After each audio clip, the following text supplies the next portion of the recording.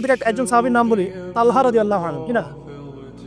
উহুদ যুদ্ধের দিন আল্লাহর নবী সাল্লাল্লাহু আলাইহি ওয়াসাল্লাম কিন্তু একটু বিপর্যয়ের মধ্যে পড়েছিলেন, মনে আছে? চারদিক থেকে তাকে আক্রমণ করা হয়েছে। খালিদ বিন ওয়ালিদ তখন তিনি মুসলিম হন নাই, এসে আক্রমণ করেছেন, পিছন থেকে সাহাবীদেরকে আক্রমণ করেছেন। অনেক সাহাবী শহীদ হয়েছেন আর নবী সাল্লাল্লাহু আলাইহি ওয়াসাল্লামের কাছেও প্রায় 11 জনের মতো আছেন, বাকি সবাই ছত্রভঙ্গ হয়ে গেছে না। ছত্রভঙ্গ হয়ে যাওয়ার সময় মাত্র 2 জন সাহাবী ছিলেন মুহাজির আর বাকি 9 জন ছিলেন আনসার। তো একে একে আনসার সাহাবীরা শহীদ হতে লাগলেন আর 2 জন মুহাজির সাহাবীর মধ্যে একজন সাদ বিন আবি ওয়াক্কাস, একজন হচ্ছেন তালহা বিন উবাইদুল্লাহ রাদিয়াল্লাহু আনহু।